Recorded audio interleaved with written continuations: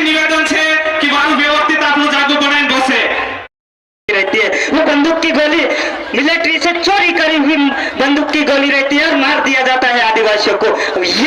ये समस्या आज इस देश के मणिपुर राज्य में है। उससे पहले ये जो 1 साल पहले असम में हुआ था, जब मुद्दा था एनआरसी का, अब मुद्दा है यूसीसी का। साथियों, जो सरकार जो काले कानून ला रही है वो अलग अलग तरह पे ला रही है और आदिवासियों को निपटाने का काम कर रही है। इसके एवज में हमारी किस तरह की लड़ाई है ये हमको सोचना पड़ेगा। क्या हमने ये रास्ते पे चलना शुरू किया या नहीं, ये हमारे लिए सोचने वाली बात है।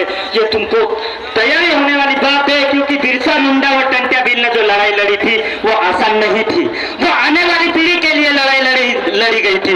अब हम अभी वर्तमान में हमारे बहन बेटियों को नहीं बचा पा रहे, तो हम आने वाली पीढ़ी को कैसे बचा पाएंगे, ये हमारे लिए रणनीति तैयार करनी पड़ेगी। साथियों, जितने भी ये जयस के युवा है, तीर्थ विग्रह के युवा है, आप लोगों को तैयार होना पड़ेगा कि हमारे समाज की आने वाली पीढ़ी को जिंदा रखने के लिए हमें किस हिसाब से व्यवस्था करना पड़ेगी। ये हमारे आदिवासियों के खून में है, संस्कृति में भी है कि नाचना हमारी संस्कृति है, लड़ना हमारा प्रमुख हथियार है।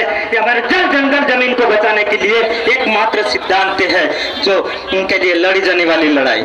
क्या हम हमारे जल जंगल जमीन के लिए जो बचाने की तैयारी करी है, ये हमारा सवाल है, क्योंकि आज के युवाओं पे ये जिम्मेदारी है आने वाली पीढ़ी को बचाने के लिए। अभी एक तरफ सरकार ये भी आज ये 1 महीने के अंदर में वन अधिनियम में संशोधित कर दी है। उसमें ये बोल दिया गया है कि जो जितना भी वन क्षेत्र है वहाँ पे सरकार का आधिपत्य हो जाएगा। जहाँ जहाँ आदिवासी उनको विस्थापित किया जाएगा। एक तरफ आदिवासियों को विस्थापित किया जाता है, एक तरफ आदिवासियों की महिला के साथ बलात्कार करके मार दिया जाता है, एक तरफ बिजनेस के नाम पे, औद्योगिक के नाम पर उनकी जमीनें छीनी जाती है। मसला कुछ नहीं है साथियों, मसला इस देश के आदिवासियों की जमीन का है। तुम्हारे पास जमीन है, तुम्हारे पास जो जमीन है उस जमीन में जो खनिज संपदा है वो तुम्हारी है। इसलिए इस देश की पूंजीपतियों की नजर में है कि इस देश के जो आदिवासी है उनके पास जो जमीन है उनको छीनो, उनको विस्थापित करो और वहां पे अपने अपने उद्योग डालो और ये जो पूंजी है वो पूंजी व्यवस्था को इस देश में लागू करो।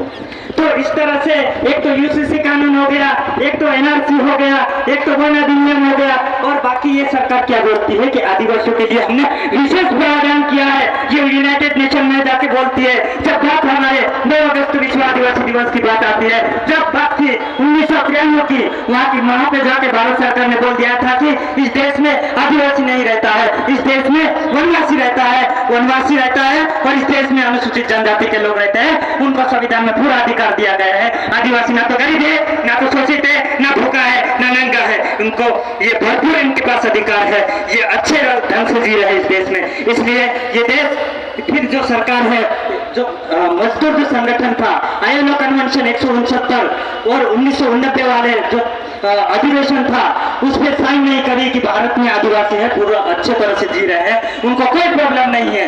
लेकिन एक तरफ देखो यहाँ पे आदिवासियों के साथ क्या किया जा रहा है, क्यों तुम्हारे कौम के साथ ऐसा किया जा रहा है, कभी सोचा आप लोगों ने?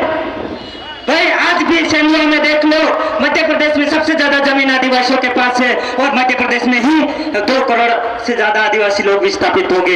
एक योजना चल रही है सरकार की, केंद्र सरकार की, रामपथ गमन का मुद्दा चल रहा है। वहां पे डायरेक्शन दिया जा रहा है कि जहां जहां आदिवासी रहता है उस बेल्ट में चिन्हित किया जा रहा है और रामपथ गमन के नाम से आदिवासियों की जमीन कब्जे में की जा रही है और जिस जमीन पे आदिवासी है वहां पे आदिवासियों को वहां से बेदखल करने का मामला चला जा रहा है। साथियों, इस तरह से हमारे पे जितना हो सके उतना सरकार कर रही है। वो इसलिए कर रही है कि हमारा आदमी आज भी सोया हुआ है, गूंगा है, बहरा है, क्योंकि हम हमारे जो अधिकार दिए गए हैं उस अधिकारों पे बात नहीं कर रहे हैं। टंट्या बिल ने जो लड़ाई लड़कर जो हमें जमीन दी है हमने उस पर बात नहीं किया। बिरसा मुंडा ने जो लैंड एक्विजिशन एक्ट 1898 के जो प्रावधान बनवाए उस पर हमने बात नहीं की।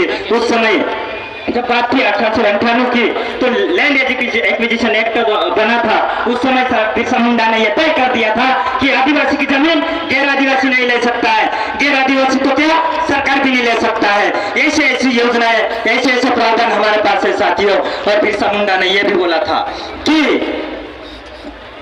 कोई भी व्यक्ति हो आर्थिक रूप से गरीब होगा चलेगा, लेकिन वैचारिक रूप से गरीब नहीं होना चाहिए। अगर जो व्यक्ति वैचारिक रूप से गरीब होता है वो गुलाम पैदा होता है, गुलाम मरता है। साथियों, बात बहुत है बोलने के लिए, लेकिन विशेष ये मुद्दे हैं, एक तो मणिपुर की घटना, एक तो यूसीसी, एक तो वन संरक्षण अधिनियम में संशोधन। अगर इनके खिलाफ में हमने लड़ाई नहीं लड़ी तो कल उठ के ये नारा एक स्लोगन के साथ अपने वाणी को खत्म करूंगा कि हमारे पूर्वज ने जो हमको यहाँ का अहदा दे के गए हैं, मालिक का अहदा दे के गए, ये देश आदिवासियों का बना के गए हैं। तो मैं ये स्लोगन बोलना चाहूंगा कि मुल्क पर राज तुम्हारा है, इसका मतलब ये नहीं समझना कि मुल्क तुम्हारा है।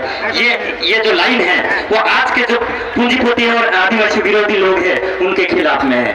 मुल्क पर राज तुम्हारा है, इसका मतलब ये नहीं समझना कि मुल्क तुम्हारा है। अरे दफन है पीढ़िया हमारी, जहाँ पर घर तुम्हारा है, जहाँ पर घर तुम्हारा है। जय आदिवासी, जय बिरसा, जय पंजाबी। खूब खूब धन्यवाद कलम महोदय, बहुत अच्छी बात रखी कलम महोदय ने।